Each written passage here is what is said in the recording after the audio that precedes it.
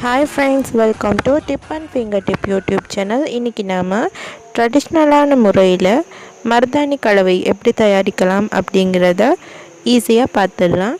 இந்த இலைகளை ஃப்ரெஷ்ஷாக பறிச்சுக்கோங்க. இந்த இலைகள் ரொம்ப யூஸ்ஃபுல்லான ஒரு இலை. உங்களோட உடம்பை குளுமைப்படுத்துறதுக்கு, தலைமுடியை கருமையாக்கிறதுக்கு, ஆயில் தயாரிக்க, ஃபங்கல் இன்ஃபெக்ஷன்களை போக்குறதுக்கு எல்லாத்துக்குமே ரொம்ப உதவக்கூடிய ஒரு இலை. இந்த இலைகளில் கலரை இன்க்ரீஸ் பண்ணுறதுக்காக எப்படி யூஸ் பண்ணலாம் அப்படிங்கிறத பார்க்கலாம். அதுக்கு தேவைப்படுற ஒரு பொருள் லெமன் எடுத்திருக்கேன். நான் இதை கலரை இன்க்ரீஸ் பண்ணுறதுக்காக.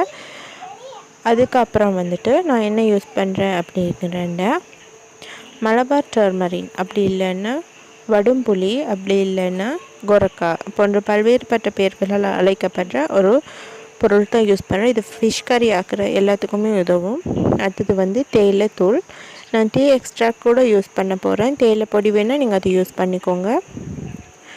ஒரு ஏர்டைட் கண்டெய்னர் எடுத்துக்கோங்க. அப்படி இல்லைன்னா ஒரு பொலித்தீன் கவர் இருக்கும் எல்லா வீடுகளையும். நீங்கள் பொலித்தீன் கவரை யூஸ் பண்ணிக்கலாம். நீங்கள் பொலித்தீன் கவரை யூஸ் பண்ணுங்கள். இதை ஸ்டோர் பண்ணி வைக்கிறதுக்காக தான் நான் அதை யூஸ் பண்ணுறேன். அப்படி இல்லைன்னா நீங்கள் விட்டுடுங்க. நான் இன்றைக்கி ட்ரெடிஷ்னலான முறைங்கிறதுனால அம்மியில் தான் அரைச்சி காமிக்க போகிறேன். நீங்கள் அப்படி இல்லைன்னா கிரைண்டரில் கூட அரைச்சி எடுத்துக்கலாம். கிரைண்டரில் அரைக்கிறப்போ நீங்கள் இதை குட்டி குட்டியாக கட் பண்ணி அரைச்சி எடுத்துக்கோங்க. நீங்கள் அதுக்கு தேயிலை எக்ஸ்ட்ராக்கு யூஸ் பண்ணலாம். அப்படி இல்லை, அதில் கிரைண்டரில் அரைக்கிறப்போ சட்னி ஜாரில் அரைச்சிங்கன்னா அவ்வளோ இதாக இருக்காது. நீங்கள் நல்லா அரைச்சி எடுக்கிறப்போ உங்களுக்கு கைகளில் சிவக்கும். அப்போவே உங்களுக்கு தெரிஞ்சுட்டு இந்த மருதாணி சிவக்குமா இல்லையா அப்படிங்கிறது. எனக்கு அவ்வளோவா சுவத்திற்கு நீங்கள் பார்த்துக்கோங்க. நீங்கள் இதுக்கு ரொம்ப தண்ணி ஆட் பண்ண வேணாம். கொஞ்சம் தெளித்து விட்டு அரைச்சி எடுத்துக்கோங்க. நீங்கள் தெளித்து விட்டு அரைக்கிறப்போ உங்களுக்கு தண்ணி தன்மை கொஞ்சம் கம்மியாக கிடைக்கும். அரைக்க ஸ்டார்ட் ஆகுறப்போ இவ்வளோ தண்ணி இருக்கணும். நல்ல பேஸ்ட்டாக அரைச்சி எடுத்துக்கோங்க.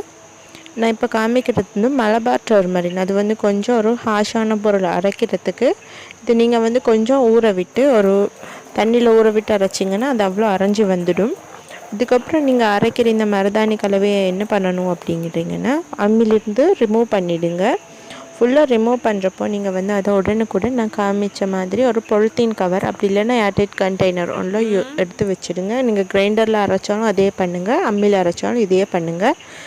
நீங்கள் எடுத்து ஸ்டோர் பண்ணி சுற்றி வச்சுடுங்க. வெளிக்காற்று உள்ளே வராத மாதிரி வச்சுடுங்க. அப்போ தான் அதோடைய கலர் மெயின்டைன் பண்ணக்கூடியதாக இருக்கும். அதுக்கப்புறமா ஹாஃபுக்கும் கம்மியான அளவில் தான் நான் லெமன் ஆட் பண்ணுறேன். ரொம்ப தேவைப்படலை எனக்கு. நீங்களும் தேவையான அளவு லெமன் ஆட் பண்ணிக்கோங்க. ரொம்ப ஆட் பண்ணிங்கன்னா உங்கள் கைகளில் வைக்க முடியாத அளவு ஒழுகிடும். அப்படி வைக்க வேணாம். சாதாரணமாக வச்சிங்கன்னா சாறு விட்டிங்கன்னா போதும். அதுக்கப்புறம் அதை நல்லா மிக்ஸ் பண்ணி விட்டுடுங்க. எல்லா பக்கத்துலேயும் படுற மாதிரி உங்கள் கைகளை கொண்டே நான் இதை மிக்ஸ் பண்ணி காமிக்கிறேன். அப்படி இல்லைன்னா நீங்கள் ஸ்பூன் வச்சு கூட மிக்ஸ் பண்ணிக்கோங்க. நல்லா மிக்ஸ் பண்ணதுக்கப்புறம் அதை நீங்கள் அதோட எண்ட் பாயிண்ட்டை ரோல் பண்ணுங்கள். ரோல் பண்ணி கட்டி வச்சுடுங்க. கட்டி வைக்கிறப்போ நீங்கள் எப்போ நீங்கள் யூஸ் பண்ணுறீங்களோ அப்போ மட்டும் நீங்கள் அதிலேருந்து ஓப்பன் பண்ணி எடுத்துக்கோங்க. நீங்கள் கட்டி வைக்கிறது எதுக்குன்னா நீங்கள் கட்டி வைக்கிறப்போ வெளிக்காற்று அதில் உள்ள நுழையாது. அதுக்குள்ளே இருக்கிற கலர் மெயின்டைன் பண்ணிப்படும். அதில் இருக்கிற சாறு வெளியேறாமல் இருக்கிறதுக்காக தான் நான் polythene cover, polythene airtight container மாதிரி யூஸ் பண்ணுறேன். நீங்கள் சில்வர் சாமானில் கூட இதை வச்சுக்கலாம். நீங்கள் என்ன பண்ணணுன்னா அடுத்தது என் கையில் வைக்கிற மாதிரிக்கு நீங்களும் வச்சுக்கோங்க. என் கையில் அரைக்கிற போது ஏற்பட்ட கலர் தான் இருக்குது.